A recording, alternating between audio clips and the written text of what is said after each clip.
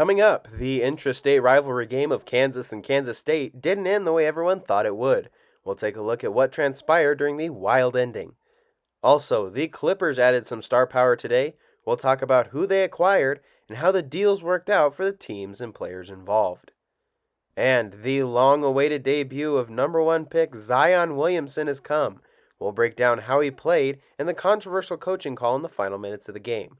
All this and more coming up on Full Sail Live. Hello, welcome to Full Sail Live. I'm Hunter Harlan. Thanks for joining us today. The in-state matchup of Kansas and Kansas State basketball ended in a different kind of mayhem than you would want. Both teams had fought hard all game, but the Jayhawks were proving to be too much for Kansas State to handle. Kansas was up by 22 and dribbling out the remaining clock when tempers flared. Kansas State's DeJuan Gordon, wanting to finish out the game with a little bit of effort, steals the ball from Kansas's Silvio De Sousa. De Sousa followed and blocked Gordon's last-second attempt, but it was De Sousa's decision to stand over Gordon that sparked a tussle that turned into a bench-clearing brawl. The fight turned ugly when it leaked into the crowd, and fans were the inadvertent targets of some punches.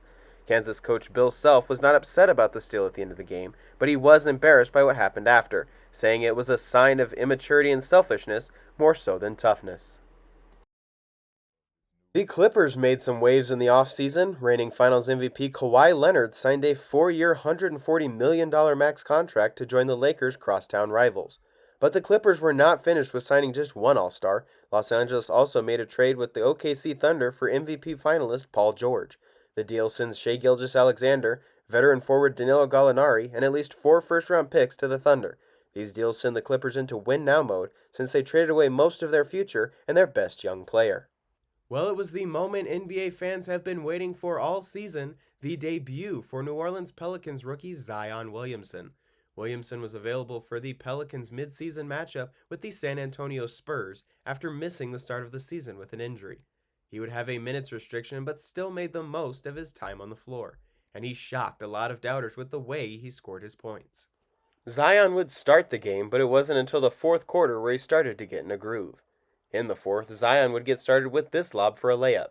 He would also show his toughness by staying with this play to put the rebound back for a score. But the highlight of the night was his work from deep.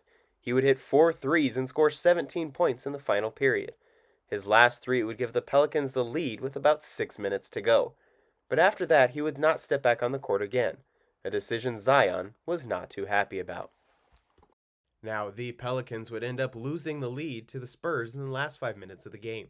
New Orleans coach Alvin Gentry would defend his decision to sit Zion at the end of the game, saying that his medical staff said Williamson was done. Despite the loss, this game was a solid debut for Zion, who proved to those that said he would struggle without a solid outside shot that he is capable of stepping out to the perimeter and knocking down a few threes. The Dodgers and Giants were in action today. Starter matchup between Ty Block and Kenta Maeda, and the Giants would jump out to an early lead in the bottom of the first, as Evan Longoria with 2 runners on drives one over the fence in left center.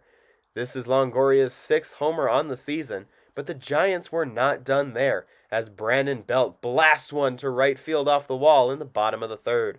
Buster Posey would score on the double, and San Fran would win 4-2. The NFL is implementing a new rule that comes in response to the Saints-Rams NFC Championship. The new rule states that coaches can challenge a call or non-call of pass interference and ask for a replay review. The rule comes as a result of the uproar over the non-call during the NFC Championship game, where many people feel like the Saints were cost the game as a result of the call. But we'll have to wait and see if this rule helps or if it hurts the game more than it benefits. Coming up, we'll take a look back at one of the most famous nights in NBA history. We'll talk about the night Wilt, the Stilt Chamberlain, recorded his record 100-point game. All this after the break.